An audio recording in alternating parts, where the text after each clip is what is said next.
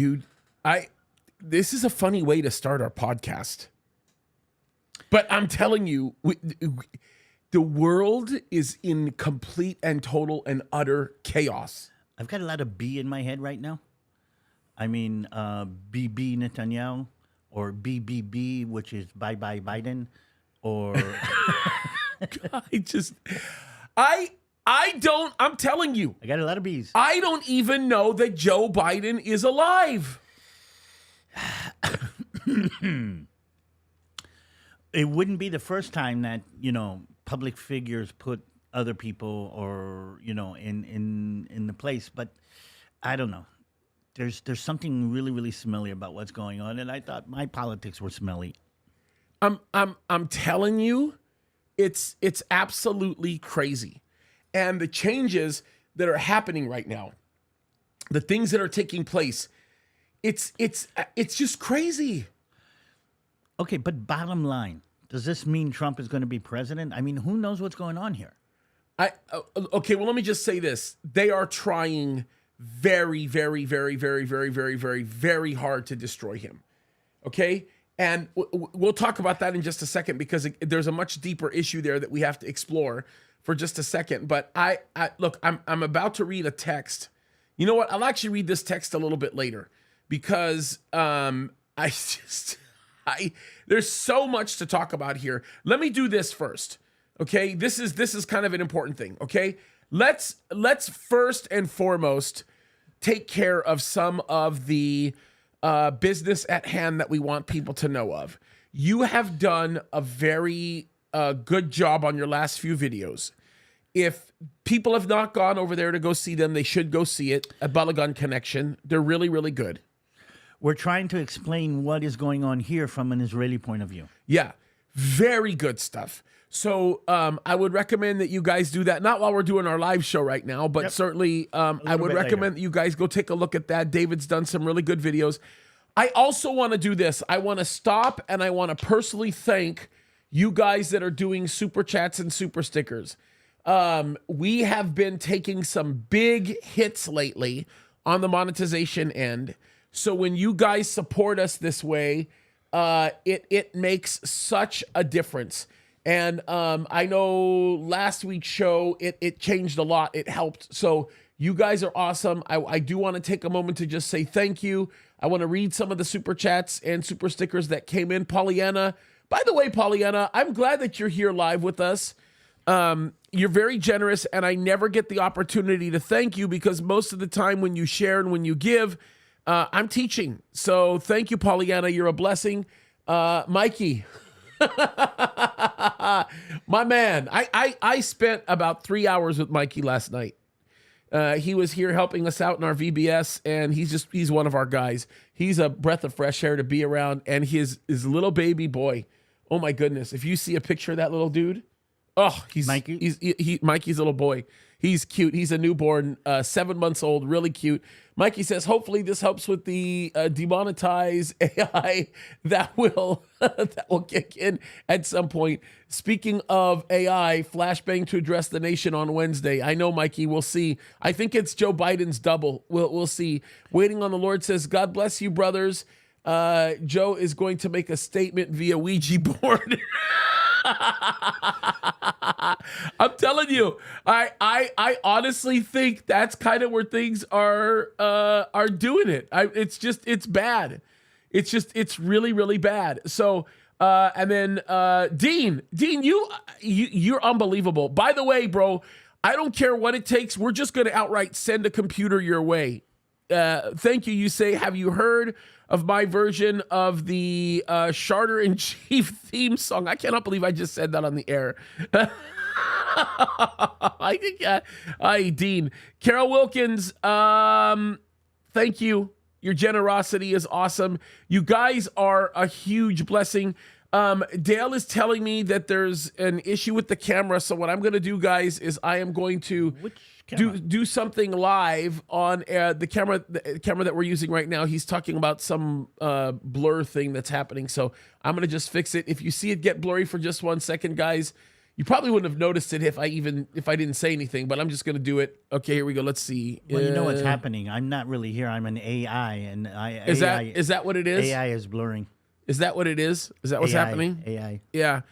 Dale, do me a favor. You might want to come in here and actually turn this camera off and turn it back on. And what I'll do is I'll switch the angle while that's happening, because I don't know. Take a look at that. Does that look? Okay, so David, come closer to me. I'm gonna tell me if this works. Okay, here we go. No, put your head closer to me. Yeah, there you go. Okay, let's see if that changes things. Dale, is that even moving when I'm hitting it? Okay, turn it off and turn it back on. We're gonna go blank for just 1 second, folks. Sorry about this. AI. Yeah, I think that will solve the problem here. Just 1 second, and then let me see if you see any movement by doing that. Hold on. Anything there? No. Okay. All right. Well, you want to manually handle that focus real quick? Okay, Dale just walked in front of the camera. Sorry about that, guys. This hopefully won't take too much longer. Dale's gonna get he's gonna get it all together. Okay. How do you even know? I mean, for me, the whole world is blurry. Okay. All right. Very good. Okay, so I'm telling you, we have a lot to talk about. Okay, there's a lot happening. Okay, first and foremost, we talked about this insane assassination attempt that happened with the president. Okay, there are a lot of. I'm telling you. I was watching Congress beat the head or director of the Secret Service over the head yesterday at the inquiry, and I got to tell you, she took a lot of beating.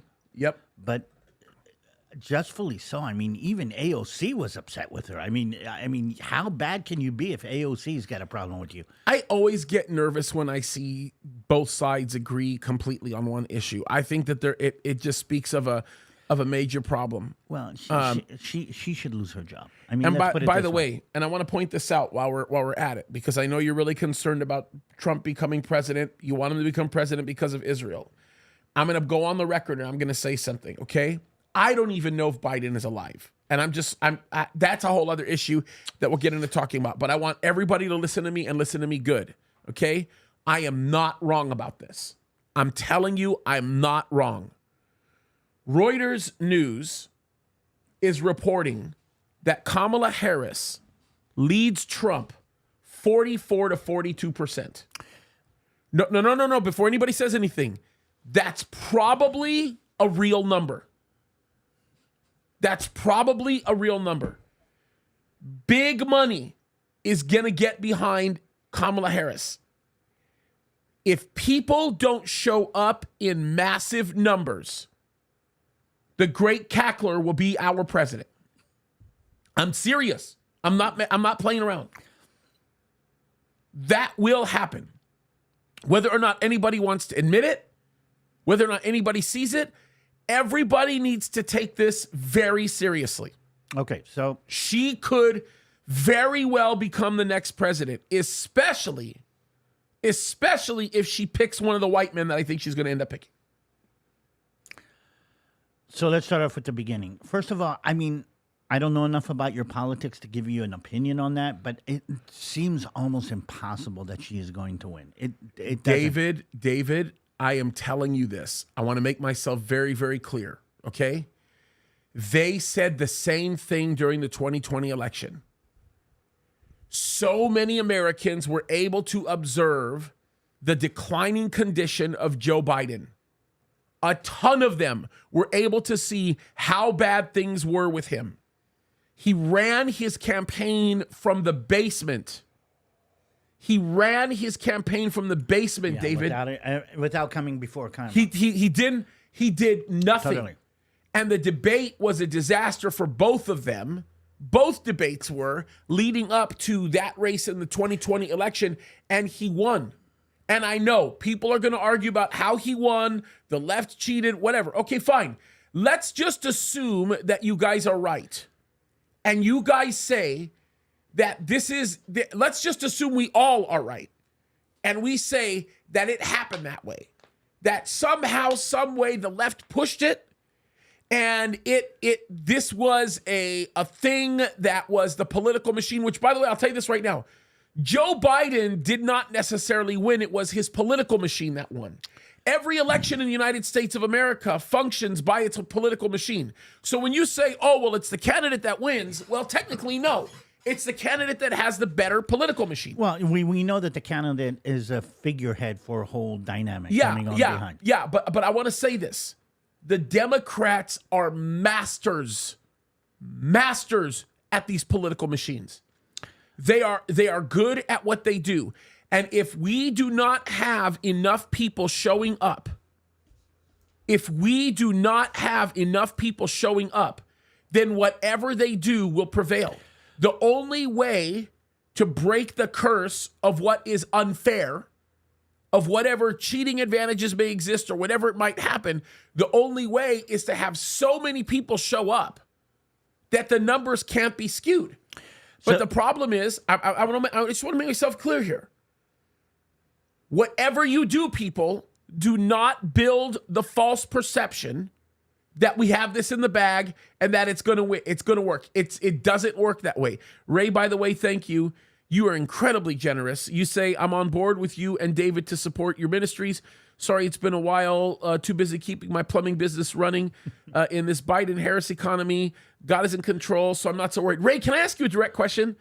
Do you know a guy named Roger Wakefield, since you're a plumber?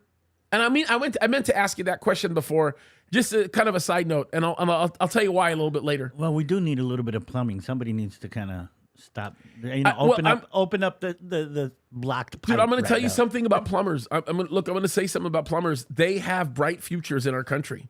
Oh, they're the ones that well, look, we some of the highest income earning people in my church have been plumbers that own their own businesses and actually do a really, really good job. Well, here's what I'm seeing. The average age of plumbers I'm reading is going up, drastically, because young people don't want to become plumbers. Yeah, young people don't want to do anything that involve the trades. Yeah.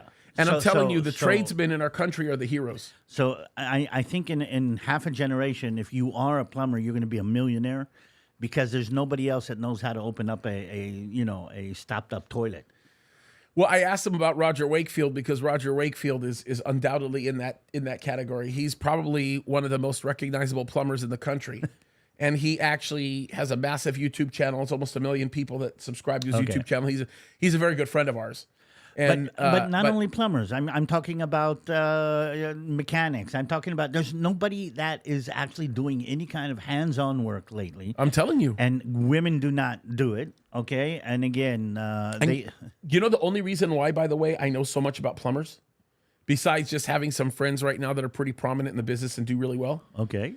So my very first exposure to the plumbing world, like understanding how significant that world is and how big of a world it is, I'm shocked you don't know this. Like, I am surprised that you cannot make the connection right now. Your father-in-law. Mm-hmm. Your father-in-law taught me a lot about what plumbers do because he was a pipe fitter. He was a union pipe fitter. He was. So it's interesting to think about like some of the stories he told me. He was very proud of it too. Yep. Well, in another life, I would have been a mechanic. Yeah, that's right. You told me something about this. And I've always loved mechanics. That you've loved that kind of thing. That's why I got to get you flying radio control helicopters. But if we keep talking about this, people are going to get mad. Yeah, well, they're going to get bored. Okay, what I'm trying to say is this, okay? DEI has become a very, very, I'm going to say explosive word lately, especially after the assassination attempt, after what's going on in Disney, by the way, where DEI has ruined everything called Star Wars in the world. After a door blows off an airplane in Boeing because of DEI.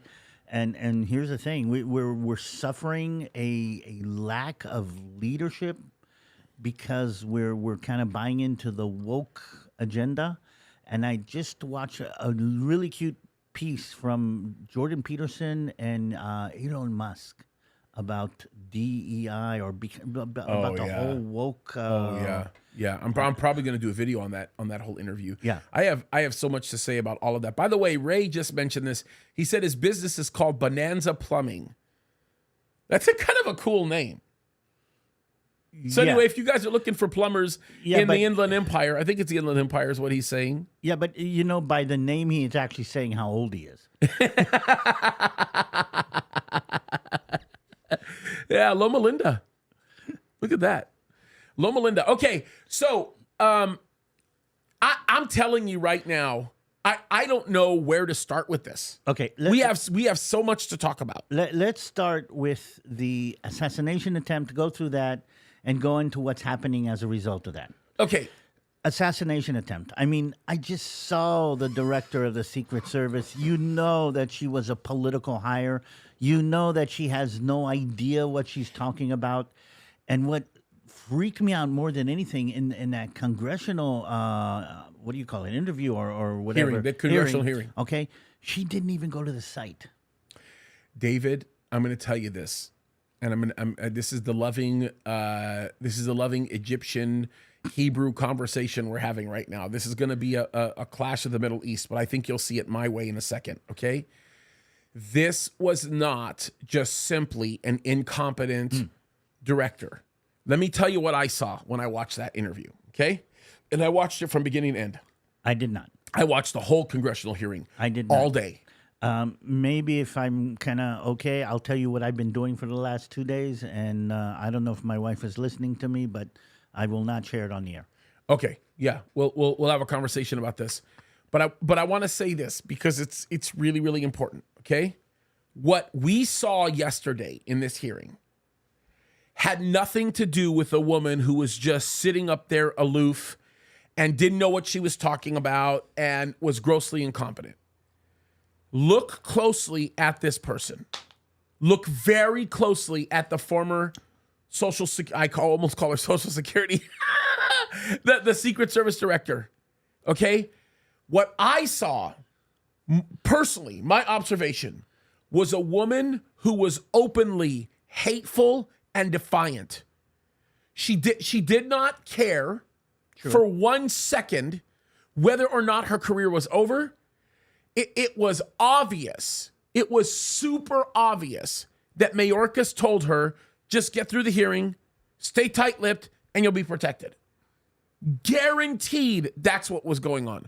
I do not believe by any stretch of the imagination that this was some coincidental accident where some lone gunman who's like some loser who doesn't know his head from his rear just got on a roof and decided to do what he did. No way. This reeks of a Kennedy-like situation. I'm sorry. There's no other way of putting it. And I think the reason why both sides of the spectrum were so flipped out yesterday was because they realized it and it scared the heck out of them.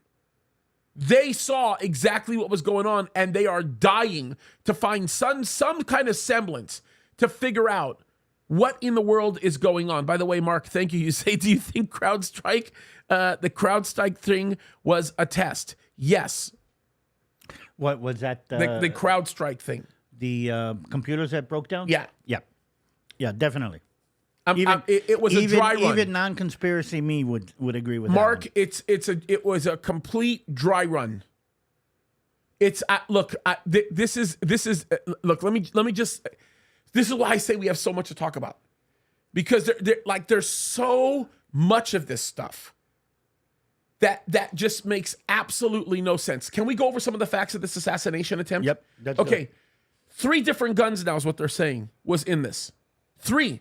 They can prove it. Look, CNN, the most liberal, hardcore Marxist news organization, is even reporting that there were 3 different guns involved. I haven't seen the gun yet.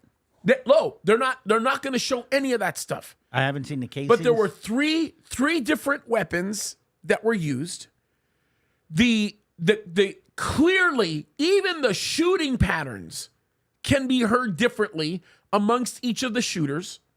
We now have video. This is crazy. We now have video of what looks like a sniper on top of the water tower. Yeah, no one is willing to acknowledge who that person is. Yep. No one wants to say who it is. You have the director of the Secret Service saying they're concerned about the safety because of a slope roof, where the very slope that this executor was on is a smaller slope than what a wheelchair ramp could be. Okay? Not to mention the snipers that did take him out. We're on a bigger slope. We're on a larger slope. How about this? How about the slope of the White House? And there are Secret Service snipers on the slope of the White House. So you have that. You have that insane situation. Then when the shots are fired, you have Secret Service agents, every single one of which, with the exception of these, tiny little girls that don't know their heads from their rears. Oh, come on. Every one of these Secret Service agents did everything they could to save the life of the president. Stand in front of him or whatever, except for one thing. They allowed him to get back up. He was courageous in doing it, of course. He put his hands up, okay? They weren't his normal protective detail. You have these girls that clearly are not making any effort to protect him. It's like, did they put these people there in order to just simply react in a way that was incompetent?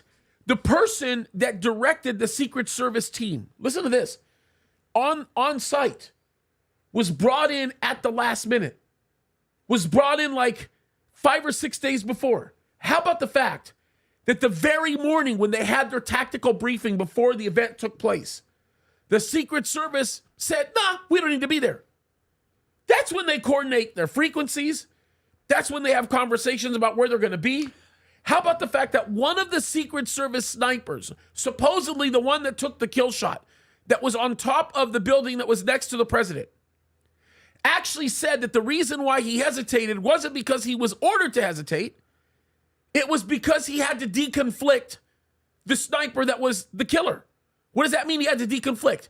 It means he was unable to determine whether or not that sniper was an actual agent of law enforcement or was the actual nefarious agent. So he was afraid of a blue and blue event. He was afraid of a friendly fire situation. Well, here's the problem with that. Then why weren't you at the dang briefing?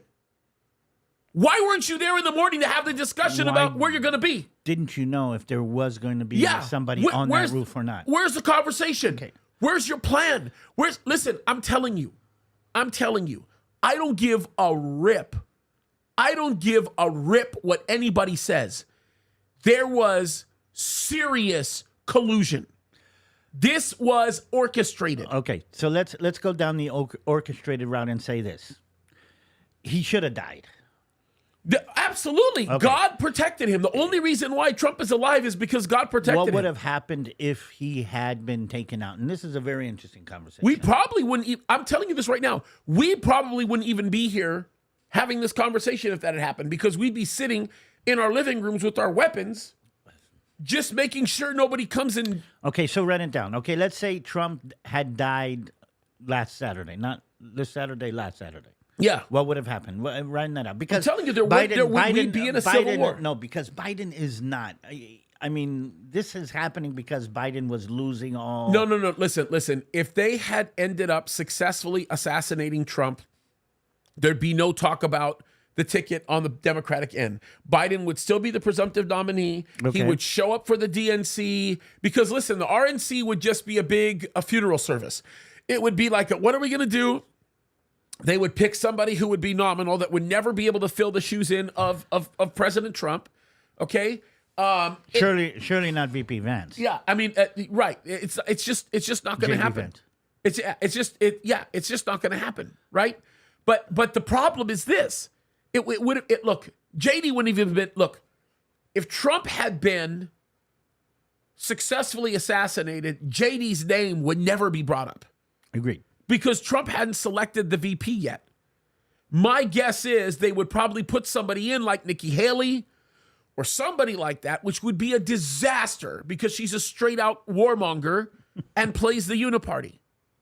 Okay, so I want to just back up to say this. We would be in a state of civil war, and President Biden would still be the person held up to become the president for the second term. So the Democratic Party and the administration would have used that. I think somebody said on one, to use that as an excuse to collect all the weapons from the civilians. Yeah, look, they're already doing it. By the way, John 3:16, it's your first time super chatting. Thank you. God bless you. I just want to say this because this is like really, really important. Okay, look, this was all about the dismal failure in the debate and how much worse things got. If the RNC was a disaster, if the National Committee meeting was a disaster, if the convention was a disaster, then the Democrats would still be on point with what they're doing. Up until a week ago, they were saying, oh, Joe Biden is the man. He's great. Everything will be fine. Don't worry about it. He had a bad day. It's going to work out. No big deal. And folks, let me just say this. George Floyd, look, I agree with a lot of the things you say, and I do agree with you when you say Nikki Haley is a rhino. She's not even a rhino. She's just an outright devil worshiper. She's not a good person. I don't know anything about her. Yeah, it's that good. That's probably good. Your life's probably better off not knowing a lot about her. But my point up. But she was a Trump-nominated representative in UN. Nikki Haley. Oh yeah, she was the UN ambassador. Yeah. And she was actually appointed by Trump. She is not nearly as much as Kamala, but she is definitely a political whore. She's not as bad as Kamala is. Okay. But she's definitely a political whore. Okay, it's just a different wine. And she's a warmonger. So what would have a civil war looked like in the United States? It would be bad. There's no way of being able to tell what's happening. Would there actually be fighting, shooting? Oh, yeah. I think it would get to that point. Would Texas secede from the Union? I don't think it would be that organized. I don't think there'd be enough time to develop any kind of secession. I think unlike the first Civil War, I think this would be the type of civil war that would pretty much destroy the country.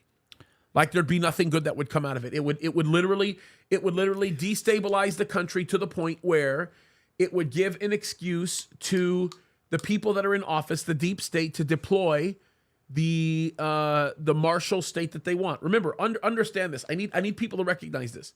When we say defund the police, okay, not we don't say it, but when you hear these people say defund the police, defund the police does not mean defund the police. It means get rid of local municipal police forces that are filled with a bunch of country loyal heroes and replace it with a military police force that will listen to the orders of whoever is in office. Now, and by the way, speaking of local police department, you want to talk about even more.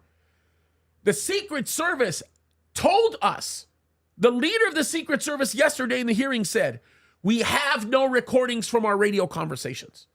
Radio communications. Oh, you want to hear it worse? You want to hear it worse? No.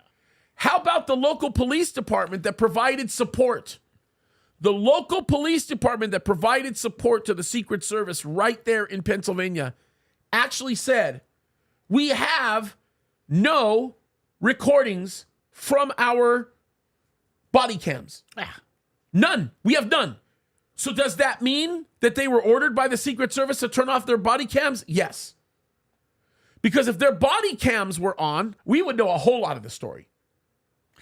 We'd be able to see a whole lot more. So this is all about removing local police departments and bringing in a state force. But he was saved by God at the last moment by 2 inches. Okay? So now they are backtracking. And now, okay, what's the plan B? What's the plan B for who? For the Democrats. Because they're in plan B mode. I think they're going to attempt to assassinate him again. I don't think they have anything else. I think you're going to see some other type of far-fetched attempt. And I think that no matter how hard people works, and I'm going to say this, I'm going to go on record to say this. No matter how hard anybody works, Trump is going to die if God does not intervene and protect him. He's not going to make it to the election. Unless God intervenes, unless God steps in. Well, but here's what scares me. We've seen at least one. No, we have. We've seen it. But let me tell you what scares me about this. Let me tell you what really scares me. This is the pattern that God does. We can see it. We saw it with Nebuchadnezzar. We saw it with the king of Assyria. We see it all throughout the Bible. God will do something like a near-death experience to get a hold of a leader's attention. Oh, no. And listen to me. He shook up Trump big time. No, but listen to me. But listen to me. If the leader does not respond to the warning that God puts in front of them, God will allow the leader to do what they want. See, here's my thing. I believe that God wants to use Trump in a great way, but Trump has to do it God's way. Let me take it a step further, okay? Because if you understand Bible prophecy, okay, and you know the patterns that the devil uses, then you'll understand perfectly what happened to Trump. Look at this, okay? The week before he was assassinated, okay, let me just make this statement before I bring this up, because this is really important, right? So everybody can contextualize this easily. We know from Bible prophecy, based on what the Bible shows us, we learn this as early on as Genesis, we find it as late as Revelation, okay? The devil will exploit you and he'll use you. Yep. Once he exploits you and uses you, the first thing that he seeks to do is kill you. He wants to kill you, okay? Think about like what this sniper did. They used this sniper, now they got to kill him because he's a loose lip, okay? The devil, this is how he works. The devil will do everything that he can to exploit you. And once he successfully uses you, he'll end you. So let me tell you what happened. This is understanding that statement. Okay. We can establish it biblically. I've done a few videos on this, okay? President Trump was used by the devil substantially in getting the Republican Party to change their language on the subject of abortion. Okay. And to change their language on the subject of same-sex marriage, and to change their language on the subject of sexuality. It was believed to have been an impossible thing to do with the Republicans at the national level, but we warned everybody that it was coming. And President Trump has been under a lot of pressure from people around him that are telling him the only way that he can win this election is by changing his mind in these issues. So what does he do? He convinces the RNC to embrace the same campaign philosophy that he has, trying to win over a bunch of people that don't like him in the first place. It's not going to work. So then what happens is the Republican National Committee votes, and guess what happens when they voted? They voted, and 86 to 15 or something like that, they won. Yeah. They changed the language. So then what happens is this. A day and a half later, Donald Trump should have died in that field in Pennsylvania.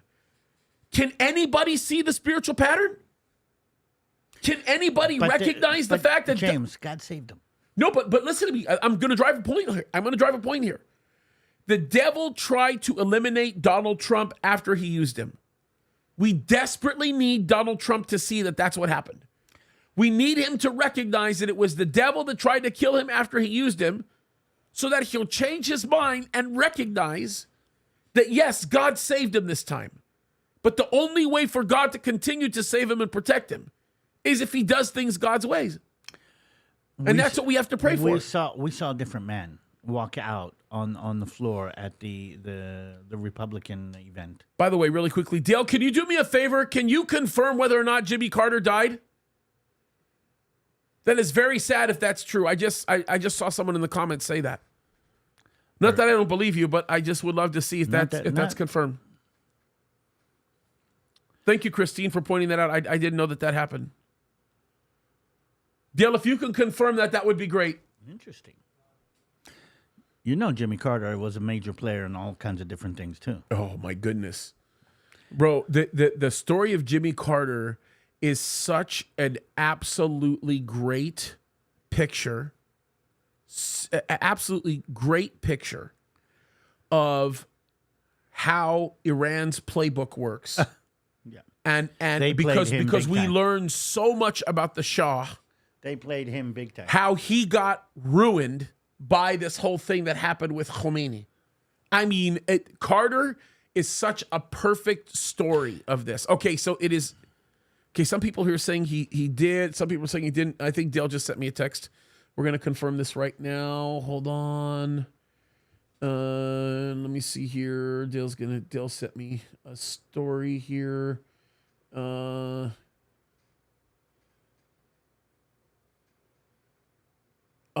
okay. Jimmy Carter's office is saying that that he's alive. Oh. So I guess apparently the reason why it got so much credibility is because a U.S. senator fell for the news. And then a U.S. senator put out a thing saying, hey, I'm so sorry that Carter's dead, but he's not. He's alive. That makes me happy. I didn't like Carter at all. No, we didn't like him. You know, yeah, he's anti-Israel. Yeah, and he's God in many ways. But I'm glad that he's alive, because I don't like the idea that, I don't like it when former presidents die. It's just okay. not a... So James, let's talk about the plan B, because what I need you to kind of fill in. Okay, so President Trump was saved by an inch. Yep. Now what? And then I don't know, where's Biden gone? Did we just see a film of him, a video of him? Walking up the steps? We just saw a video of him walking up the steps, but I mean, there's so much to say about that. There are people talking about these very, very sophisticated stunt doubles. World leaders do it all the time. You know about this in Israel. This is very common. No, I mean, I don't think there's any major protected person that doesn't have a stunt double. They have to. They have to have them. They have to have them. So, I'm just saying right now, because I think it's really, really, really important. This is where you got to listen to James saying the stuff that nobody else says. I would not be surprised right now if Joe Biden had a couple of stunt doubles who have become very, very good at doing what they're doing. The general public don't accept this, and they look at this as a conspiracy theory, because they say that this is no one would ever do that, whatever. No, this is a part of the protective packet. Every single, they have guys that they spend years developing to be doubles. So I'm telling you. By the way, not only our side. I mean, we know for a fact that Putin's got a couple of doubles. Oh yeah. All with very similar skill sets, all with the same language speaking ability. I mean, dude, I'm telling you. So I personally think that Biden has to be, I'm certain that he's dead. Now, I don't want to get in trouble. This is my opinion. You better be careful. I know. I'm not trying to put out a rumor. I'm just saying, it's like, give us proof of life. The Chinese-speaking algorithm is now got you on. Yeah, right. Yeah, I mean, just show us proof of life. I don't even know if he's alive. We saw him walking up that staircase. Yeah. So yeah, there's a point. They just released this video of him at Andrews, I think it is, walking or leaving to Andrews, walking up a staircase, walking up like a young man. Yeah, well, walking up like a little baby. He looked more fried than and more pouncy and jumping than I've seen him ever. He just looked, I've never seen him walk up the stairs that easy before. Okay. And then the so-called recording. Did you hear that, by the way, with Kamala? No. Kamala Harris does a little appearance where there is Joe Biden appears on the call. You don't see his face. And then Kamala says, I knew you were still on the the call. Okay. She meant to say recording. She stopped herself. She said call. Biden, by the way, when he speaks, if you listen to what he says, and Dale, maybe you could rip that call for me. That would be great. When you hear Biden speaking, Biden can't remember his own name. He was talking about Lloyd Austin the other day, and he called him the black man. Okay, like his own Secretary of Defense, he doesn't even know, right? But here's the thing where it gets really interesting. He's able to, in this call with Kamala, pop off with like 6 names right off the cuff. So we're starting to see something's going on. So Biden has disappeared off the stage, and again, there's going to be this is the how do you say? Whether he's actually dead or been, sidelined would be a good way. He's been sidelined. Kamala is now in power. Who's pushing her? Oh, this has to be the people that are running Joe Biden. The powers that be have deemed her to be that person. Absolutely. So Biden puppet has been replaced by Harris puppet? Will be. And I'm telling you, I am begging people, do not underestimate the political machine that they have built up. By the way, I'm starting to agree with that more because I was really, happy that Trump survived, and I was sure this gave him the election. I'm kind of a little bit more worried now than I used to be. And yes, we do need to make sure that we are out in force pushing what needs to be done. I'm telling you, bro, this is going to be an absolutely insane, a completely insane season. I have never seen anything like it. I have never seen anything like it. Look, we just talked about this, right? You got that person on top of the water cooler. You have Secret Service that didn't even show up at that meeting. There's no recordings, no webcam or body cam recordings. There's no audio recordings. The Secret Service, the shamed Secret Service director is sitting up there saying, we don't have any timeline. As a matter of fact, she says, we'll have a partial report in 60 days. 60 days after what? After the president gets killed? This is the kind of nonsense that we continue to see. And to make things worse, to add fuel to the fire, there's still no accountability. Mayorkas is held up. Yeah, nobody. Nobody's taking responsibility. Let me read this to you. Failure. Let me read this to you. Charlie Kirk put this out, and by the way, this is credible. This isn't something that is just coming out of nowhere. Okay, this is Charlie who says this, and by the way, this is corroborated by a few others. Okay, he says this. He says, "Got a weird lead on a story that people should look into. I got a call from a source close to Las Vegas Metropolitan Police Department. The official story was that Joe Biden's trip was cut short last week due to COVID.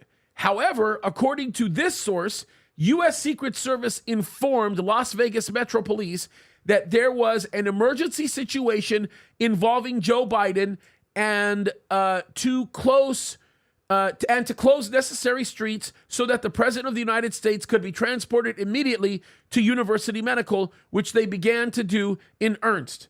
Then, mysteriously, there was a stand-down order, and the United States Secret Service informed the local Vegas Police Department that they were going to medevac the President of the United States to Johns Hopkins. That's on the other side of the country, which they presumed meant fly him back east ASAP. Apparently, the rumor mill in the police department was that Joe Biden was dying or possibly already dead. And then there's another story. Okay, this all comes together because it should make you sick when you think about it, right? Why are they not saying he's dead and giving Kamala the keys? I'll tell you why. It's a timing thing, right? Okay. Then there's this. Okay, let me read this to you. This is another one that came in that should just absolutely make you sick. Okay? Breaking. This is Global Press. A verified source has informed the Global Press team that Joe Biden is currently in hospice care and is unlikely to survive the night. They're saying that he had a TIA. Okay? So it's a form of like a mini stroke. Now, whether or not that's true, I don't know. I kind of think it's already happened, but I could be wrong. This is just my opinion. Okay?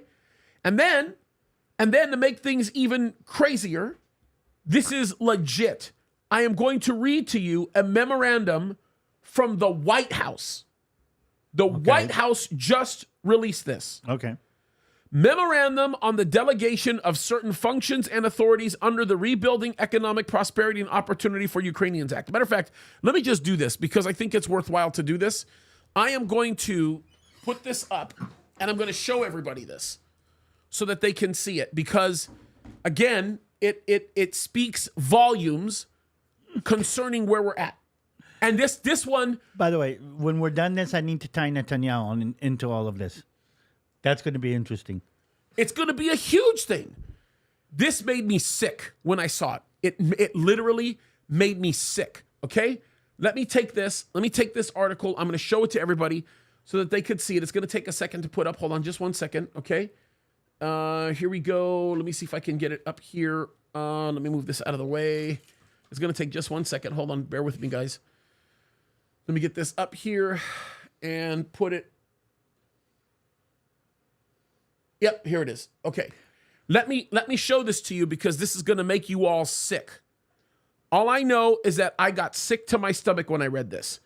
Like literally sick to my stomach. It made me sick. Okay? Let me show you why. All right, let me do this really quickly. Let me switch the camera angle. Actually, let's do this. Yep. I'm gonna do this so that we're kind of in the bottom right here so everybody can see us. Okay. Let me read this to you. Okay? And this again should make you absolutely sick to your stomach. This was released yesterday. Okay? Memorandum on the delegation of certain functions and authorities under the Rebuilding Economic Prosperity and Opportunity Act for Ukrainians. Okay? Memorandum for the Secretary of State and the Secretary of Treasury. Okay. Read this. Delegation of certain functions, this is the subject. Delegation of certain functions and authorities under the Rebuilding Economic Prosperity and Opportunity for Ukrainian Act. By the way, I just want to tell the whole world when you're hearing me read this, I told you so. I told you so. I warned you. I said this was coming. I said this was happening. Look at this. Can you tell I'm a little fired up today? Oh, yeah. Can you tell I'm a little bothered? Look at this. It says, by the authority vested in me as president, by the Constitution and the laws of the state of America, or the United States of America, including Section 301 of Title III, United States Code, I hereby order as follows. By the way, your interpretation of Title III, Mr. President, is full of crap. Sorry, I just had to say that. Well, we don't know. It'd be nice to people when you don't know if yeah, they're alive or dead. It's not him, it's his people. It's his people. It's the people that are putting this nonsense up. But it's just ridiculous, okay? But look what he says here. This just drives me crazy. Section 301 of Title III. I'll get into what this means in a second. Section 1, I hereby delegate to the Secretary of the Treasury the functions and authorities vested in the President by Sections 104A1 and 104A2A of the Rebuilding Economic Prosperity and Opportunity for Ukrainians Act, Division F of Public Law 118-50, the Act. I hereby, what that means is he's going to refer to it as the Act in this memo from now on. Okay? You understand how to read this. You were a diplomat. Okay. I hereby delegate to the Secretary of State in consultation with the Secretary of the Treasury the functions and authorities vested in the President by Sections 104G, 104I, 105C, 105E, 105G of the Act. The delegations in this memorandum shall apply to any provisions of any future public laws that are the same or substantially the same as those provisions referenced in the memorandum. So the Act... Watch this. The Secretary of the Treasury is authorized and directed to publish this memorandum in the Federal Register. You understand what's happening here? So he's passing his authority in regards to the act, which is connected to Ukraine. He is somewhat limiting the scope by which his authority can be transferred. Yes, but not quite. It's open to interpretation. But what he's in essence doing is he is taking this garbage law that got put into place, this legislation that got put into place to support Ukraine, that had a loophole in it, okay, that allows him to delegate his presidential authority to non-elected people in this country to take presidential powers and run with them. Secretary of State and the Secretary of Treasury. The Treasury Secretary, the Secretary of State, which, by the way, has known affiliates with terrorist organizations that work for him. Who is the Secretary of State? The Secretary of State, bro, Blinken. Anthony Blinken. So you're going to put Blinken and Yellen together, and you understand they now have presidential authority to do things. Yeah, well, I've got an issue with Blinken lately, especially everything that he's been doing in Israel. He's evil. Yeah, he's evil. So you have that, and then let me switch this back over so that I can show you this video that we talked about. And it's just the same nonsense. It's the same kind of stuff that we've been talking about, bro. I'm going to find that video because I'm going to show it to you because it's terrible. And I think Dale came up with he already pulled it. But it's just, it's so ridiculous. Is this the Kamala call? Yeah, this is the Kamala call. Okay, Dale tells me that it's around 1:45. Okay, watch this. Okay, so I believe, let's see here. Is this it? Yeah. Yeah, okay, so this is the president talking. So I want you to pay attention to what the president says in this, okay? This is not the president that we know. Okay. But listen to this, and let me switch this over here. We'll do the same thing. We'll kind of turn it on. We'll be on the bottom right. And actually, let me do this because I think it's a little easier. Let me just run it all the way across. Okay. Listen to this. Thank everybody in this effort. I know yesterday's news was surprising, and it was hard for you to hear, but it was the right thing to do. I know it's hard because you poured your heart and soul into me to help us win this thing, help me get this nomination, help me win the nomination, and then go on to win the presidency. But you know, you're an amazing team. But we've got a great. I think we made the right decision. I know how hard you've worked, how many sacrifices you've made, and so many of you uprooted your lives for me, and the kind of commitment few people make for anything these days, but you made it. And I've been honored and humbled. I mean this from the bottom of my heart. My word is a Biden, that for all you've done for me and my family. And we built the best campaign in organization in history. I've been doing this, I always kid and say, I know I'm only 40, but I've been around a long time. I don't know of a better campaign organization, grassroots campaign. This doesn't even sound like him. He sounds too coherent. But look what he does. Tell me if this sounds like President Biden to you. Okay. Listen to this. You know, we have over 230 offices opened. We have over 2,000 paid staff. And we have literally several thousand volunteers on a regular. He can't even. There's no way with the cognitive capacity that he has that he can even read this stuff. There's no way this is Biden. Listen to what he goes on to say. Basis, thousands of them. And they've been relentless and tireless in reaching out and contacting voters. The leadership of this campaign has been amazing. Jen O'Malley, Dillon, Julie, Quinton, Michael Tyler, Rob Flaherty, Rufus on raising money, and so many more. How in the world can he doesn't even know the name of his wife anymore. Dude, there was a video of him walking over to another woman and getting ready to kiss her thinking it was Jill.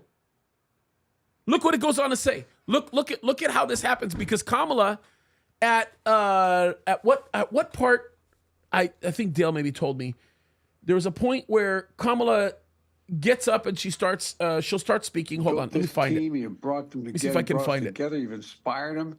And, let me see if I can find it here. Hold on a second. Let me see. Is it right? Do. Now we got to, the name has changed at the top of the ticket, but the mission hasn't changed at all. And by the way, I'm not going anywhere. I'm going to be out.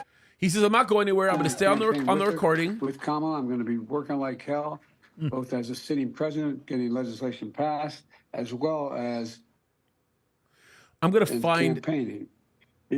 What we still need to save. I'm going to find the part. And Trump is still a danger to the community. He's a danger to the nation. And By the way, we just finished watching the attempted assassination of a former president, and still the current president of the United States is calling Trump a danger to the country. If it's even him. What I like is all the people are saying, we have to be nice to this old man. It's just ridiculous. He's supposed to be the president of the United States. I mean, Okay. And then in the same call, in the exact same call, Kamala says, I knew you were still on this record. I mean, come on, bro.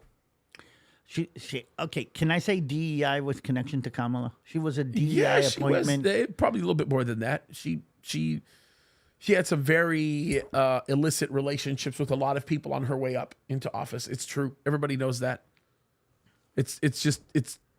We'll just leave it.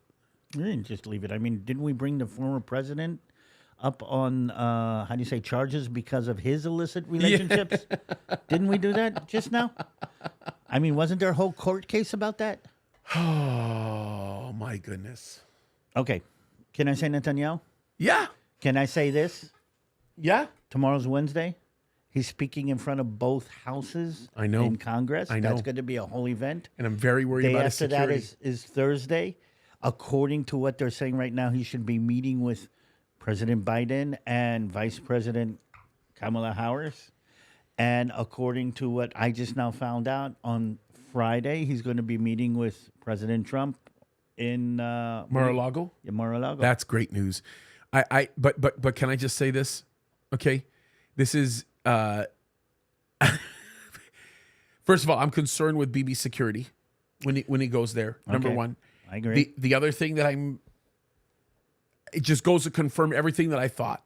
How in the world is it that one of the most consequential world leaders shows up in your backyard and not a single person in authority shows up to welcome him on the tarmac?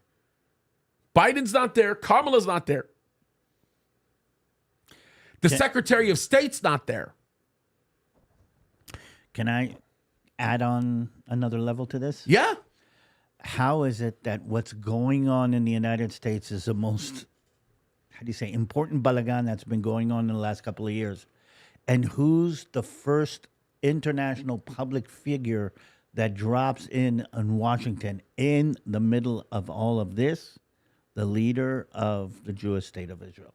I know. I mean, how does that happen where this is going to be the first world leader that speaks in front of Congress?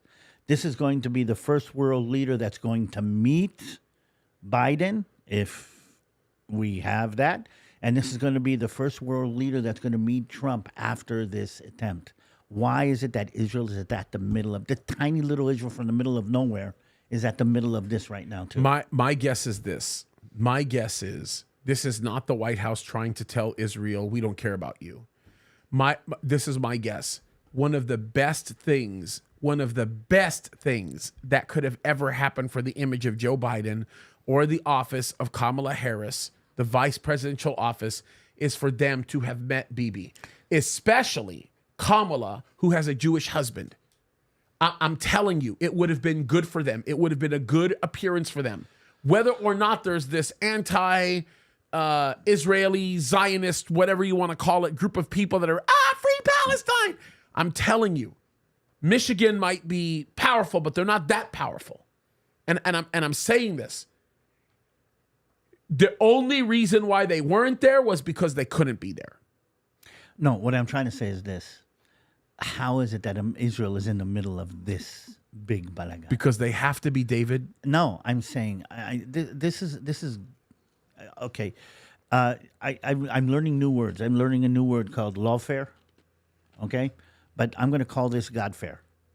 I mean, God is actually internalizing, putting Israel back at center stage. I mean, the whole world is watching Washington right now. The whole world is watching what's going on right now. And who's in center stage in all of this right now? The Prime Minister of Israel. Oh, yeah. I mean, that is... Oh, yeah. That is incredibly touching in my mind. And of all of the world leaders, who's going to be literally on the ground in front of all of these different players, okay, the Prime Minister of Israel. I mean, I'm not seeing the Prime Minister of England here. I'm not seeing, I mean, all of the world leaders, it has to be the Prime Minister of Israel. It's profound in my mind. Yeah, and you understand the political connections of this, everybody. Like, there's a lot of geopolitical reasons why this is happening. This has a lot to do with what's happening in Ukraine. Okay, the fact that Zelensky can still come and address the whole group of lawmakers in and of itself has become a major problem for a lot of people's eyes, even in the deep state versus globalist world. It has become a major problem. And keep in mind, Netanyahu really isn't coming here. Like, he's not really coming here to address Congress. He's really coming here to address the American people, if you really think about it. And Congress, him addressing Congress, is the cover for him being able to spend face-to-face time with the president. But look what's going to happen. It's going to polarize the American political situation. Watch when he walks into Congress to address. Look to see who's there and who's not there. Oh, yeah. You'll have a bunch of people not be there. Yeah. No, but what I'm trying to say is that's going to be as much of an indication of everything else. God is using Israel and its prime minister to make a statement about who is who today in American politics. I agree. That is profound in my mind. Second thing is he's going to be the first world leader that's going to meet President Biden and future President Trump within a day of each other. I mean, I find that profound. I think it's a pretty remarkably bold move. Oh yeah, for Netanyahu to meet with Trump. But I'm also going to make this statement: there's no way in the world that the Jewish people would let Bibi come back from the United States of America without him having met with Trump, especially after the RNC. He is the only presidential candidate or anybody running for office, including the current president, who basically said, you better bring them home or you're going to face hell. Yep. And so the American people, the Israeli people, probably are demanding that there be a face-to-face with Bibi and Trump. There's a lot of demands. And again, in Israeli internal politics aside, I just want to stress how much Israel is a part of all of this and everything that's going on. And just the fact that Bibi is here during this period is, as I think, God's mixing Israel into these very, very serious affairs. And since we are talking about this, let's not forget that, a week ago there was an attack on Tel Aviv, and 4 days ago there was an attack in Yemen. Can you get into this, by the way? Because I'm actually going to make a video on the Yemenis attack.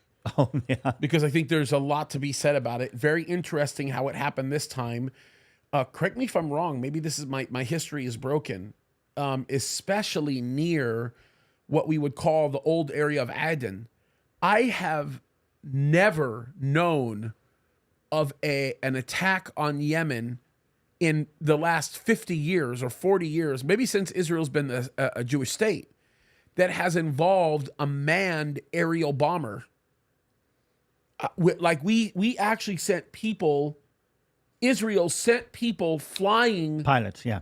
Pilots flying. We've never seen that before. No, just think about this. This is what, I think 1,100 miles, if I remember, in a direct route, and probably about 1,500 miles in the route that they took. There had to be refueling assets in place.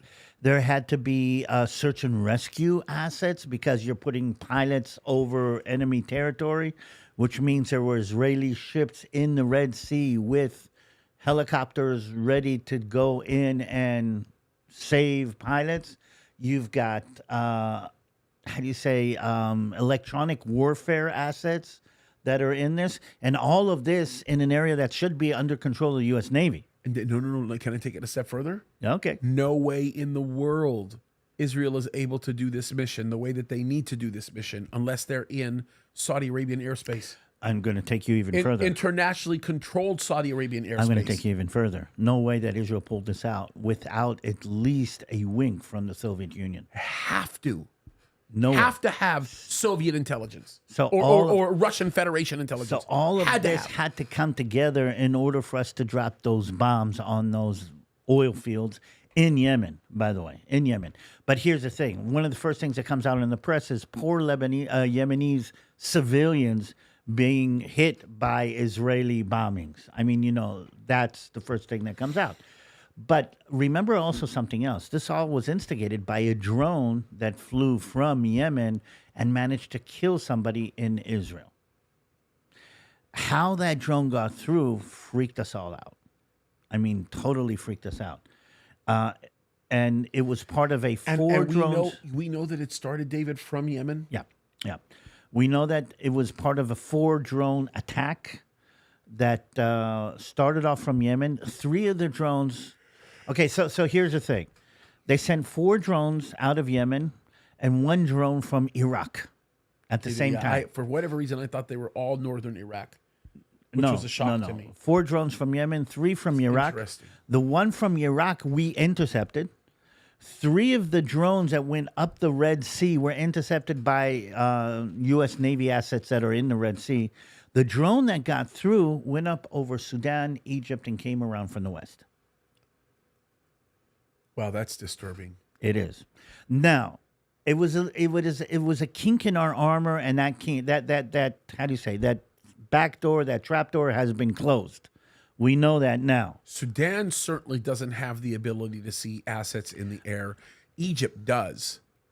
And how Egypt may have missed that is a surprise to me. Now, the only reason that I could think of that Egypt would have missed that is because Egypt on a regular basis conducts joint exercises with several of these Middle Eastern nations that do involve drones.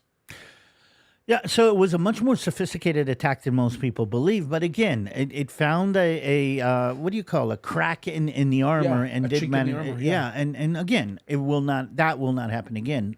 But Israel's retaliation sent a wave of ripples along all through the Arab world, because Israel took out major infrastructure in Yemen. Okay, and we did that at a range that is no greater from the range from Israel to Iran. And it's my understanding that the only Iranian drone factory that exists in Yemen was actually destroyed hit by this Israel. attack. Yes. But they don't need drone factories. No, but what they did was hit the harbor that is the main port of entry for most of the weapons that came in from Iran. So all of that happened last week. Can I ask you this question? Yep. So to understand those targets, that could not have been Jewish or Israeli intelligence. That had to have been some kind of, Russian intelligence for sure, but they had to have had some intelligence from Saudi Arabia. Saudi Arabian intelligence. Okay, let's put it this way. We all know Israel is in cahoots with Saudi Arabia on air defense and on intelligence. And we all know that. Sorry. We're all blowing at the same time. Yeah, I know. Sorry. So, yes. But all of that happened. And now the question is, what is that going to mean on the basis of this? And part of what I think is playing out here is that there's a power vacuum now in the United States. What's going on here is creating a power vacuum. Mm-hmm. The United States, the administration, the defense establishment, it doesn't have a free mind to deal with drones, ballistic missiles, and attacks on the other side of the world. Everybody's zoomed into what's going on here right now. This is the moment that I think our enemy has been waiting for attack. Yesterday, at least 40 rockets were fired by Hezbollah from the north. So the North is kind of turning up the fire a little bit, and that's going to be something that we're going to need to deal with. Yeah. My goodness.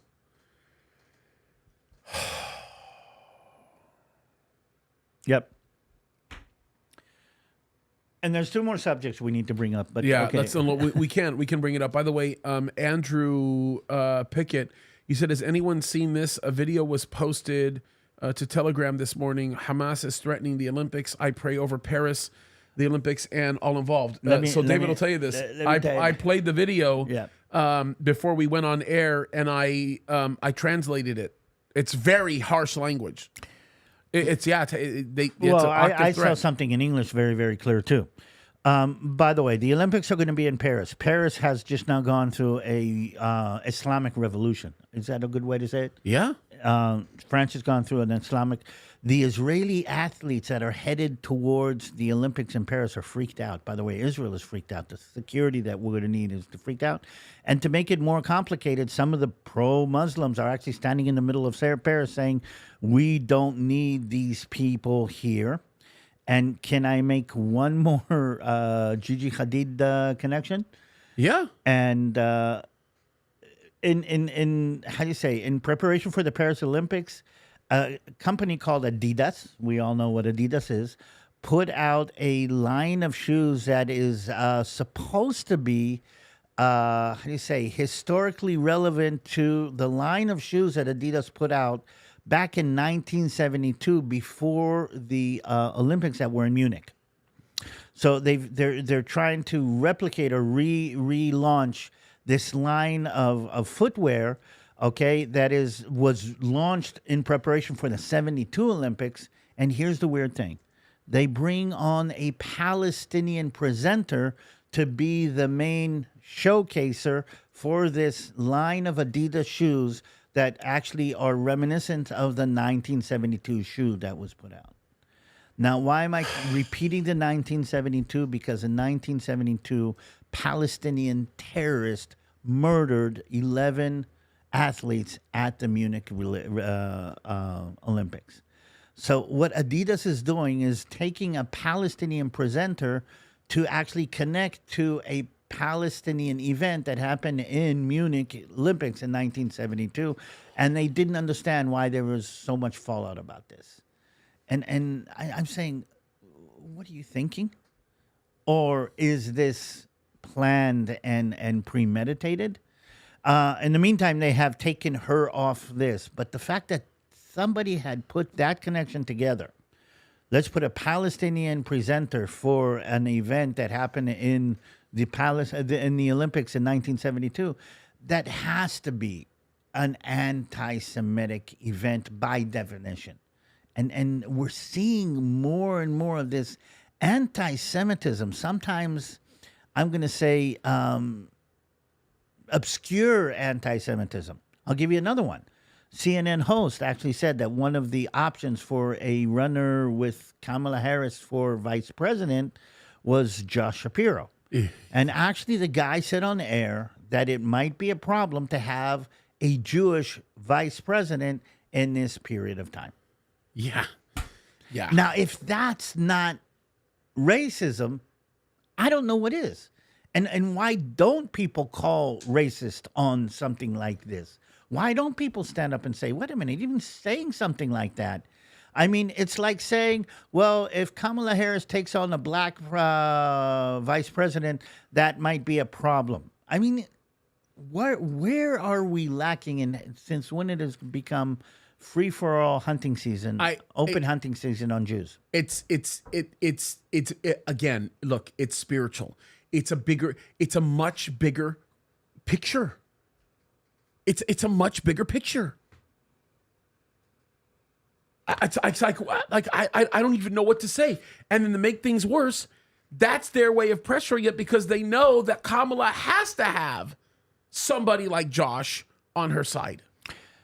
So let's go back to what I was saying before. Then why am I not surprised that God put Bibi Netanyahu in the middle of Washington again, in the middle of all of this? Yeah, and by the way, just a quick reminder for the few people that are asking me to look at David while David is talking, can I just reiterate something? I'm running the whole studio in here, okay? So by the way, you guys get over it, okay? We're having a conversation. It's okay. Okay. I'm not being rude here, okay? I just want everybody to understand that.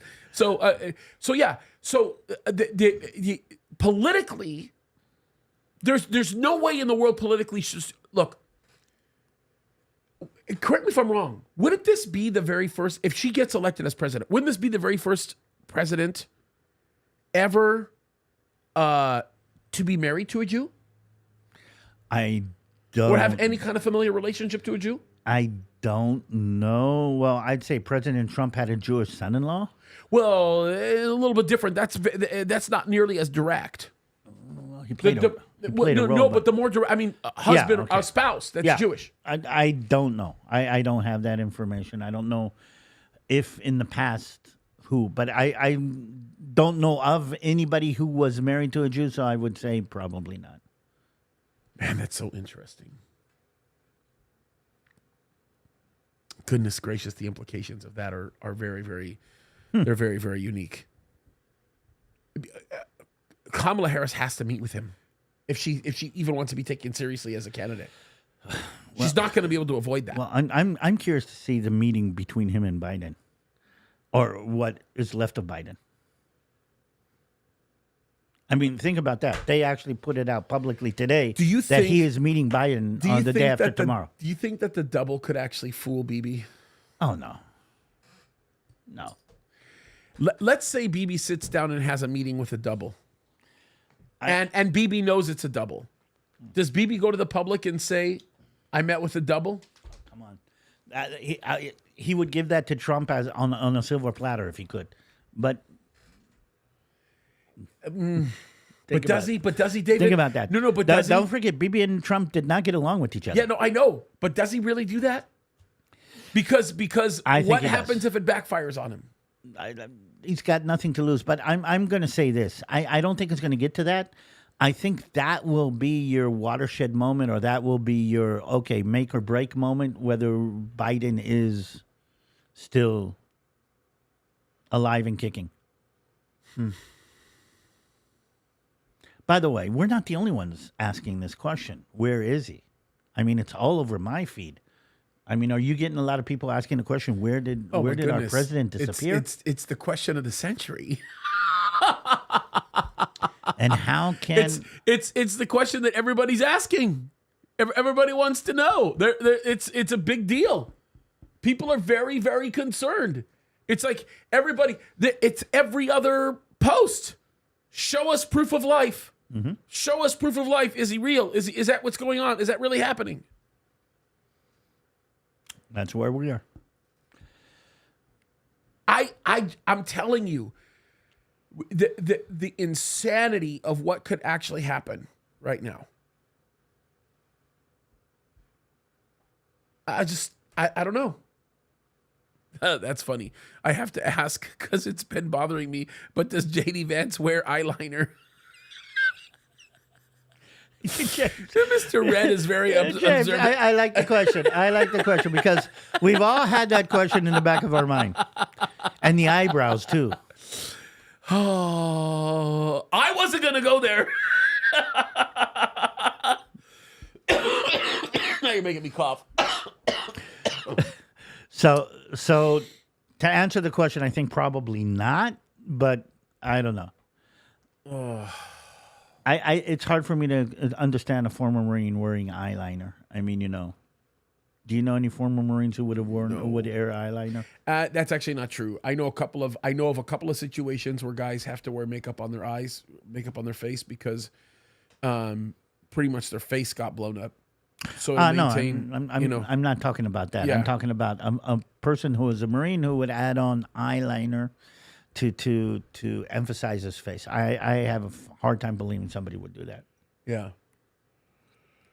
So I just want to remind people what I'm going to be connecting to this week is BB's going to be in Congress on Wednesday, with Biden on Thursday, and with Trump on Friday. Man, what I'm telling you. Just think about that. What a circumstance and a half. God makes his plans. The information's unavailable to the mortal man. It's unbelievable. I'm going to actually record a video, like directly responding to his whole speech as it goes, because there's so much to say. BB's speech. BB's speech. Yeah. I'm going to play it and react to it because there's so much. You better be doing stuff on it. I'm in. People are gonna want to hear from you on this. You better be loud about it. We're getting ready. Okay, so where's Israel right now? Because here's another question that I wanted to ask you, and I wasn't even going to tell you about this, and I'm glad I didn't tell you about it because I wanted your raw reaction. Did you see the reports that are coming out of the Knesset right now, the statements that are coming out that Bibi and many people with him are in agreement, are beginning to say that they're not going to engage in any more conversations with Hamas over hostages until after November? Yep. The November elections? Yep. Okay, what are your thoughts on that? Okay. I have some thoughts on it, but I'm curious to see what your thoughts are. Okay, so basically, Bibi's been pushed in, among others, by the American administration, Yep. but also by local Israeli pressure to reach a hostage agreement as soon as possible. I mean, there's a lot of pressure on them. I mean, my news feed just now came up with some of the families of the hostages closing off the main artery, Ayalon, running through the middle of Tel Aviv. I mean, they're stopping traffic. So there's a lot of pressure going on. So there's two main sources of pressure on the Israeli government to reach a hostage agreement with Hamas that will allow Hamas some kind of staying in power. And one of the things that Bibi doesn't want to do is leave Hamas in power. Also, by the way, allowing Hamas to win, meaning the American administration is willing for Hamas to win, and the people who want their hostages out of Gaza are willing for Hamas to win. Yeah. Hamas win is them staying and surviving. Tie that to what happened yesterday. Did we talk about what happened yesterday? No, we didn't. 14 different Palestinian factions sat down in none other than Beijing in China, okay? And China has brought together all the Palestinian factions and is saying that they have created a Palestinian unity government that will take power after this war, that will be a unity government between Hamas and Fatah, which is the Palestinian Authority. And basically, that is going to give legitimacy to Hamas staying in power at the end of all of this process. Do you understand what the Chinese have done or said that they've done? Come on. They've solidified the position in a significant way. They've solidified the position that the Palestinian Authority has always wanted to take, while at the same time legitimizing Hamas. Well, here's the thing. The Palestinian Authority doesn't want this, and I've been listening very closely to what the Palestinian Authority has been saying about this. They're saying, no, our beef with the Hamas is going much, much deeper. So they must have said okay to the Chinese and played okay to the Chinese. Now, don't get me wrong. China is looking at the lack of leadership in the United States of America and is filling in all the different cracks and voids that they can, including Saudi Arabia and Iran, including bringing the Palestinians. Because one of the main problems that we've had with the Palestinians is the disunity inside Palestinians. They don't get along with each other, much less than they get along with us. Yeah, but I want you to think a little deeper on this, because there's a geopolitical aspect of this that not a lot of people are thinking about, and I really need you to think about this. Okay. All right. First of all, Bartjan, yeah, you're right. We live in a clown's world. It's time for the rapture. I agree. Thank you, by the way, for your support. Amen. Look, we have to talk about Mahmoud Abbas for just a second. Mahmoud Abbas, which, by the way, guys, for those of you that don't know, that's the leader of the Palestinian Authority, had the same problem in many ways that his predecessors did, okay? And the problem is, number one, let me back up for just 1 second. Israel should always be more fearful of the Palestinian Authority than they ever have been of Hamas, for a lot of reasons. Okay? Especially because of the legitimacy that the Palestinian Authority has been given by certain people that allows them to build and develop strongholds that continue to remain a threat to Israelis all over the country. That's one thing, okay? The second issue is, like, for example, the 90,000 person police force that the Palestinian Authority has developed, which in essence are all just a bunch of trained terrorists. They're not a police force. They're a group of trained terrorists who are deeply hateful of Jews. By the way, let's make this clear. I mean, if there's anything we need to kind of put in our head, no matter what happens, and again, we're talking about Abrahamic Accords, and we're talking about a peace agreement with the Jordanians and the Egyptians, the average Muslim in the world, be he Egyptian, Syrian, Indonesian, Malay, or black Muslim in the black Muslim movement in the United States, the average Muslim in the world hates Jews. Yep. I mean, no matter what his government is going to say, no matter what this, 90%, the most Jew-loving Muslims in the world, do you know where they live? In Israel. Well, yeah, I mean, of course. I mean, the only Muslims that actually get along with Jews are the ones who live among the Jews. And again, I work with them. They happen to be the wealthiest, too. I work with them. I live with them. I eat with them. I sleep with them. I mean, that's the industry that I'm in. And these are Muslims that understand Jews. But on the whole, the way that Jews are presented to the Muslim world, a young boy or girl growing up in Indonesia believes that the Jews are ruining the world. A young Muslim boy growing up in the Pakistani neighborhoods in London believes that the Jews are the thickness of the world. Yeah. Anti-Semitism is so deeply infused in the Muslim culture today that you can't separate it anymore. Yeah, by the way, just for a point of clarity so everybody understands, when David says he sleeps with them because that's the business that he's in or that's the job that he's talking about the fact that as a tour guide, he actually has Muslims, Arabs that he works with, bus drivers and other tour guides and so on and so forth. So that's what he means. So I just want to make sure you guys understand that. Just to clarify. Did somebody get excited here? No, but I can understand how somebody could take your phrase, I sleep with them because it's part of my job. Like to be like, that could get taken the wrong way. So I just wanted to make sure. But I want to say this, okay? The one thing that the Palestinian Authority, especially Mahmoud Abbas, has been looking for is he has been looking for a stop to a nominalized version of legitimacy. He is looked at right now, the Palestinians are looked at as they're people we need to appease, but they're a pain in the rear to everybody, okay?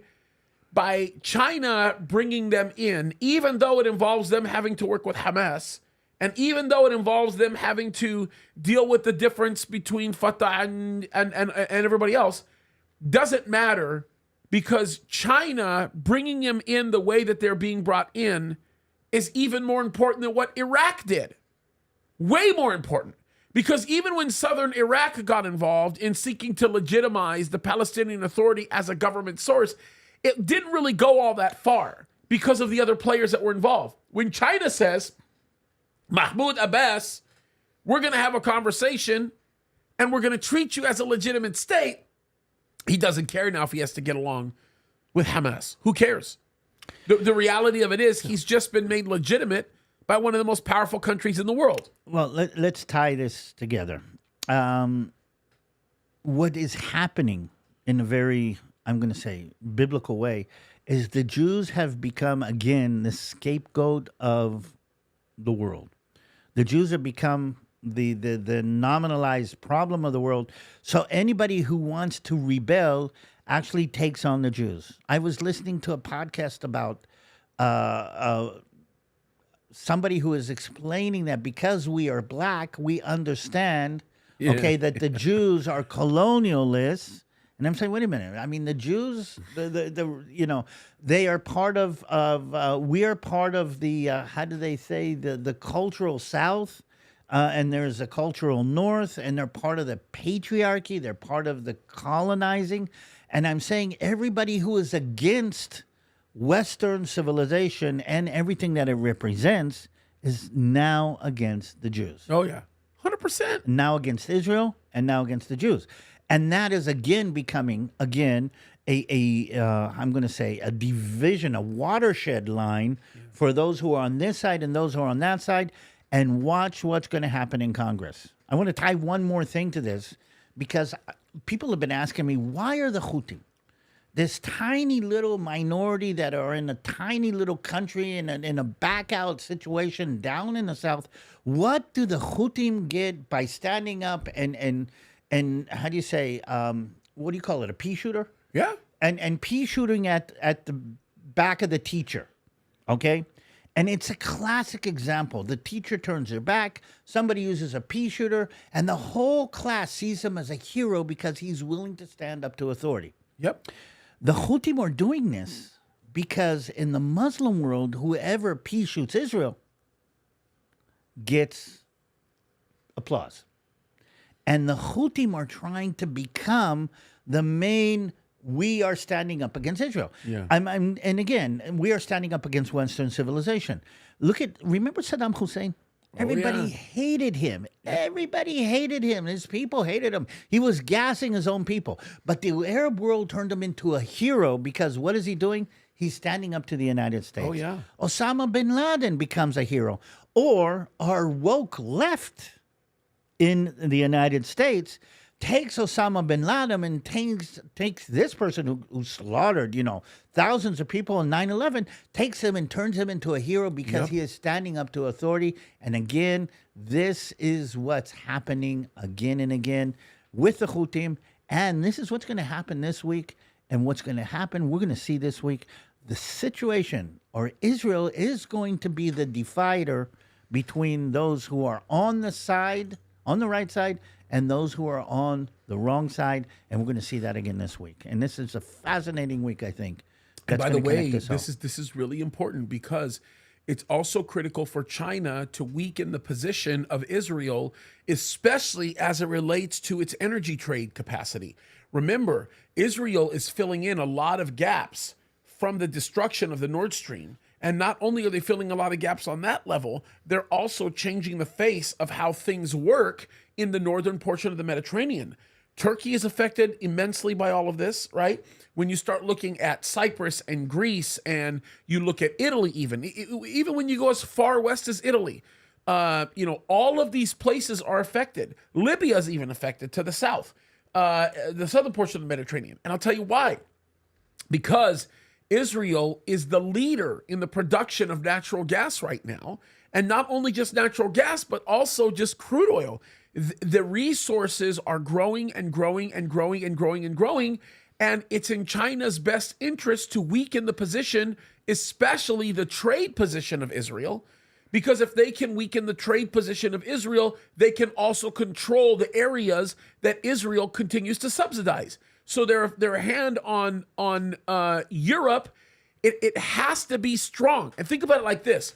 If they can funnel a lot of the resources that Israel has back into a certain portion of Eastern Europe and another portion of that southern area of the west side of the European continent, then they themselves are able to take back a lot of the resources that Russia has been giving to those countries so that they can fuel their own machine that they need to be fueling. So it's a win-win on everybody's end. And Russia is very happy to oblige in that context, because by China being able to buy oil directly from Russia itself, Russia strengthens its position as the Russian Federation in being able to develop these corridors where they're transporting natural gas and oil, so that when Israel supposedly struggles or runs out of the resource, the land bridge is already created. And when Russia goes west of its current position, off into the North Atlantic nations, they stand with strength. So this whole idea of everybody saying, "Oh, Russia's in a weak position," and like, it all ties together. Let me tie one more that's going to blow your mind. What is the resource that is becoming as important in oil in the world today? Especially in a world where AI is actually spreading. 100% electricity. Okay. Not electricity. Okay, I'm looking at semiconductors. Well, yeah, I mean, that's a given. Okay, where are most of the semiconductors being manufactured today? In Taiwan, and believe it or not, growing in Israel. Okay, where is the only place in the world that can actually fill in the semiconductor demand if Taiwan doesn't? Tel Aviv alone and the areas that surround Tel Aviv alone could fill that gap. So, okay, if we're talking about semiconductors, which are the brain cells of AI, and AI is becoming what we are talking about more important than anything right now, okay? So China has one source of semiconductors sitting off their shore that they are threatening to take whenever they decide that they want to take it, okay? But you and I both know that Taiwan will not let China take the semiconductor. I mean, there's bombs planted in every aspect of that. The only place that could actually compete, okay, would be Israel, all right? And again, the only reason that the world would let let China take Taiwan is because they wanted the completion, they wanted the continuation, they wanted the semiconductor manufacture to go on.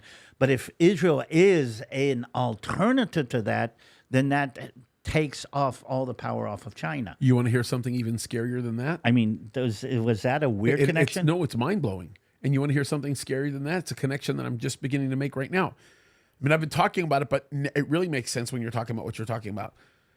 Joe Biden did something, which, by the way, was illegal. It was completely unconstitutional, but he did it about 1.5 years ago. And no one knows about this. Nobody talks about this. I made 2 videos about it.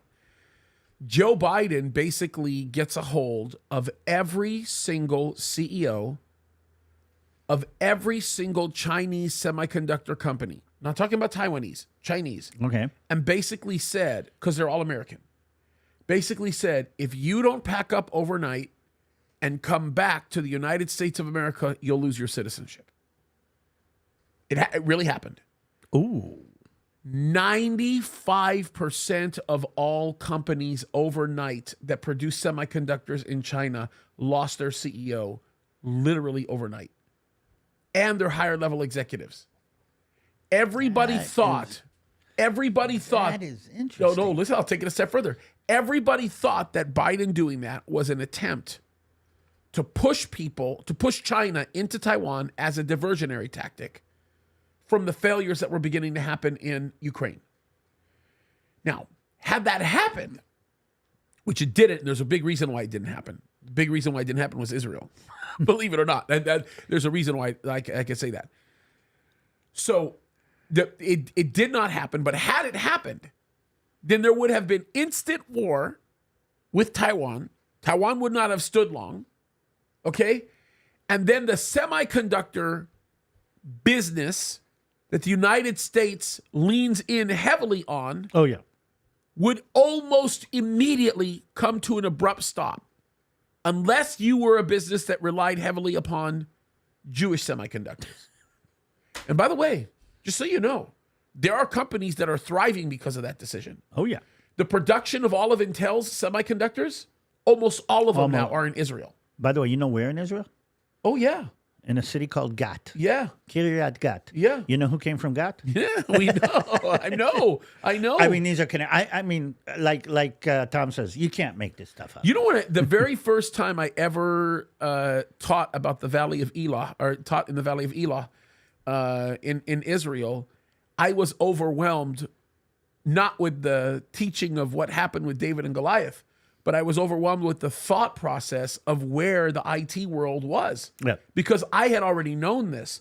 Because when I was a very young chief information officer at a local municipal police department here in Los Angeles County, Southeast Los Angeles, the one person that we did business with, and we were the only agency, the first agency in the country to do it, we went into business with an Israeli wireless company.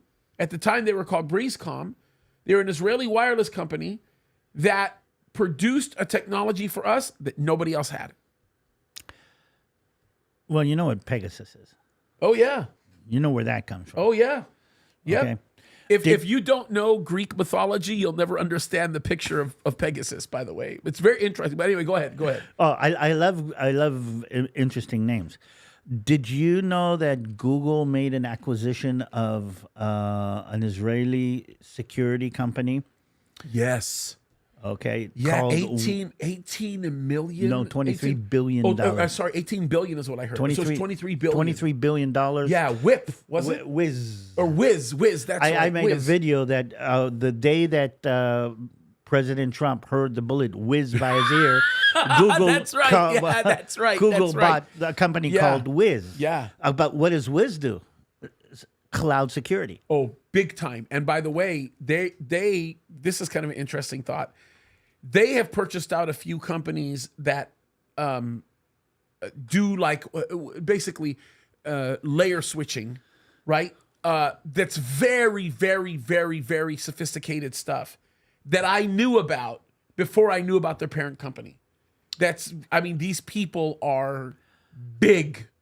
Okay, so if we're going back to where we started with this, okay, if semiconductors are a resource that is becoming as important as oil in some way, shape, or form, and more important, ties into the whole AI revolution that we're going into, because think about semiconductors as brain cells for AI, and without that, there's no AI, then Israel is becoming a major competitor of China in one of the main, resources in the world. And again, here we go. Then why, and I'm going to tie this to the prophecy. I mean, what does anybody have to do with Israel? When you read the prophecy, I'm saying, why is Russia going after Israel? That might be the connection. This is why I continue to say that God never gets it wrong. China becomes inconsequential in Bible prophecy, just like America does. And I cannot help but to continue to think about how they're weaving themselves into a very, very dark hole. They are literally 5 to 8 years behind the belt because they're spending a lot of time emphasizing the acquisition of crude oil and not even necessarily natural gas, when in reality, everybody right now is looking at the acquisition of semiconductor capacity, or production capacity. But the bigger issue is, and it's going to be the bigger issue, and it's going to be the one that's going to hurt more than anything else, and that is electrical. Okay? Look, you could have all the semiconductors in the world, but does it matter if you don't have the electricity to feed those semiconductors? So everything's tying together in a very unique manner. Oh, yeah. And this is all A lot of this is going to go back to Israel, man. I'm just telling you. Well, we're in the middle again. We're in the epicenter. So what's next? I mean, this is going to be an amazing week. Jesus is coming this soon. This is going to be an amazing week. I mean, what's next? It's good. I don't know. James, I come here every week. I sit down here with you, and I'm saying, I mean, how can next week be more of a balagan than last week? I just And it's happening. just when you think it can't get more crazy. And I'm watching, and I'm saying this like, please, guys, don't think I'm being negative here. But like I'm watching the RNC, and I'm seeing how unified people are. And I mean, look, unity stinks if unity centers around wickedness. Okay. Okay? Conservatism is satanic without Jesus. Okay? So everybody's looking at everyone unifying in the RNC, but the stuff they're unifying over.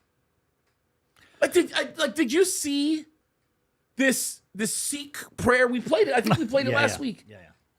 Like, come on. What are they doing? What are they doing? So you just think it's a good thing, but it's like, is it really a good thing? It just doesn't make sense. It just doesn't make sense. So what are we praying for this week?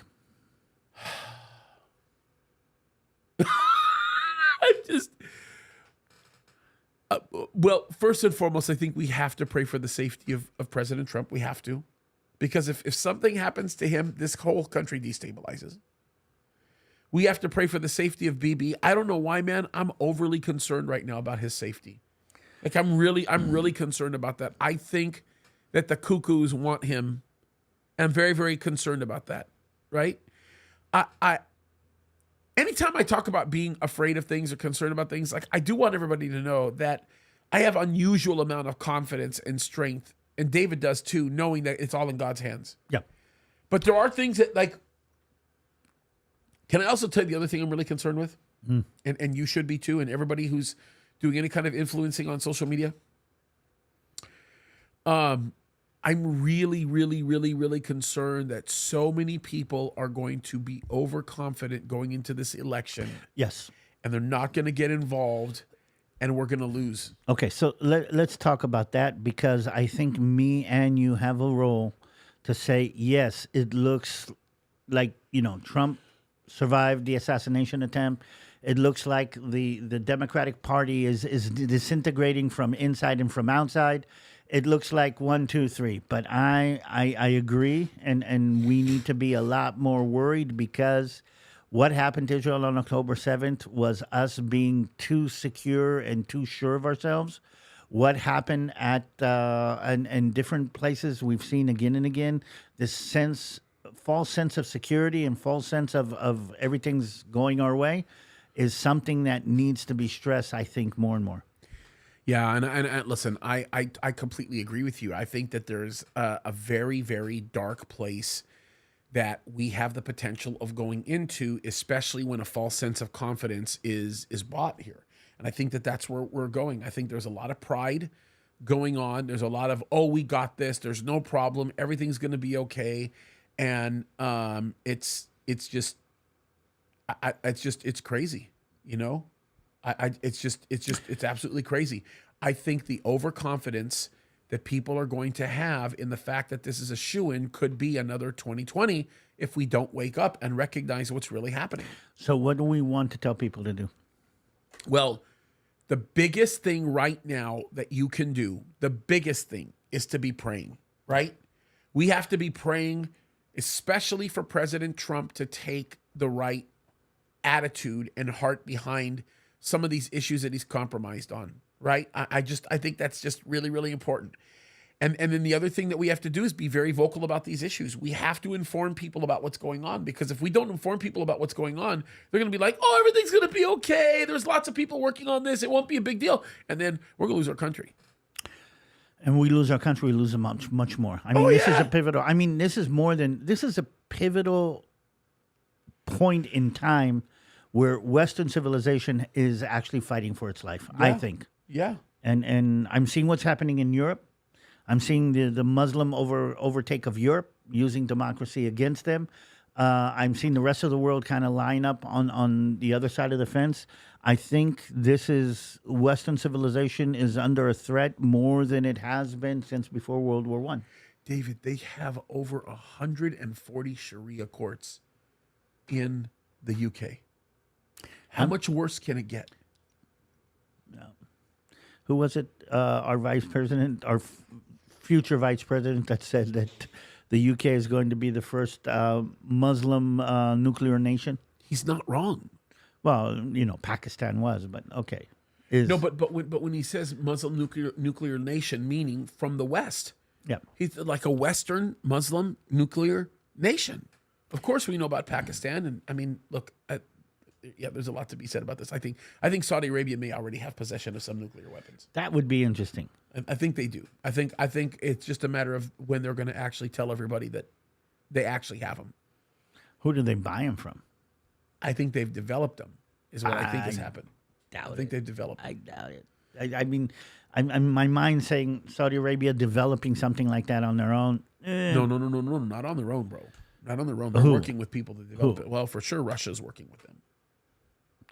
We need to have a conversation about Russia, but that's... Yeah, because Russia is the glue right now that's holding the Middle East together. They are. It is. I mean, the Russian Federation is a lot more powerful than a lot of people even begin to imagine. A lot more dangerous, too. Way more dangerous. Way more dangerous. And what we're doing with this whole NATO nonsense, gosh. We're just telling Russia, come on, fight us. Stupid. Here we go. It's just complete So stupidity. this is going to be an interesting week. I'm excited. Oh, yeah, unbelievably interesting. I'm excited. It is exciting because we're watching things happening. You know what I mean? We're watching things just spectacularly be put together by God. I mean, there's no other way of putting it. It's one of the most exciting times. It is. Not one of the most. It's the most exciting time to live on this earth. And again, I can't help but repeating this. If you want to see God meddling in the affairs of the world today, look at what's going on with Israel. Oh, my goodness. It all goes back to Israel. So I have a theory on this, and I guess we could close on this because we've been here for 2 hours. Do you believe it's been 2 hours? This is crazy. The Bible set up Israel to be the center of everything. Like if you're a student of the Bible, you know the Bible, you know that Israel is the center of everything, right? Jerusalem's kind of at the heart of that, and then even at the heart of that is a Temple Mount. So if the whole Bible was written around Israel and the nation of Israel, even from a geographic perspective, then if you're going to understand global geopolitics, you have to know Israel better than you know anything else. Because by knowing Israel better than you know anything else, you will better be able to understand the geopolitics of the world around us. God said very clearly that Israel is the apple of his eye. It is the physical ramification of what God believes in politically. That doesn't mean that we're always right. That doesn't mean we're always okay. But that means here is what, my meddling in the world looks like on the ground. Yeah. Okay. Israel is the representative of, biblical will or godly will on the ground. I think the Western world kind of picked up on some of that. And the battle, again, is a battle against biblical values that the Western world actually is possessing. Yeah. This political battle, this political line that is being drawn through the middle of the United States is a biblical, godly value line that is being drawn in the sand. And I'm not surprised that Israel is actually straddling that line in many ways. Yeah, I agree with you. So we got to open up our eyes and we got to look at it closely. This will be a very good week. It's going to be a very interesting week. I am very much looking forward to watching the speech tomorrow. Let's see what happens. Yep. I'm very curious to see what avenue he's going to take. It should be very interesting. I think Bibi's a lot smarter than a lot of people give him credit for. Oh, no. This appeal that he's going to make to the American people is going to change a lot of things. Yeah, but you're going to see that this for Bibi, against Bibi, is going to be what is going to how do you say, symbolize the right and the wrong side of this political debate. I agree. But I think that if Bibi does what I think he's going to do tomorrow, I think Bibi's going to make every attempt to not make it his political career issue and make it the safety of the world issue. And if he does it right, he could put a big dent in a lot of the nefarious forces that are opposing Israel. Why am I not surprised? Again, I can't help it, you guys. I can't help it that in this balagan going on in the middle of the American political system that has been nothing ever, and who lands here to go speak before both houses right now? I know. Why am I not surprised? And everybody says, well, this was already prearranged. Oh, yeah, well, it was. And there was an invitation that was sent by Congress to do this joint address. I get it, right? My guess is the president directed that to happen so that he could have some FaceTime with Netanyahu. But then when all of this went down, I mean, Bibi could have bowed out very easily. Oh, let you guys settle down, whatever, and then come back. But no, he didn't. He just said, I'm coming. And like before, I'm amazed at God's clockwork machinery. Clicking, ticking, ticking, ticking, ticking. And about the fact that, I mean, Israel is the face of the clock. Oh, yeah. Oh, yeah. Fascinating. Let's pray. Let's do it. Father in heaven, we just thank you, Lord, for this time that we've had together, Lord, where we could sit down and converse about many issues. There's so much going on. There's so much that's happening, Lord. We give it all to you, Lord. We pray for the nation of Israel. We pray for the peace of Jerusalem. We pray for the United States of America. We pray for the world as a whole, that, Lord, you would do the work, Lord, that I know you want to do. So, Father, we just love you. We thank you. We look to you. And we ask these things in Jesus' name we pray. We all said amen. Amen. All right, you guys, we love you very, very much. Keep fighting the good fight. Keep looking to the Lord. We know that there is a lot that is happening. So stay in the fight. We love you guys.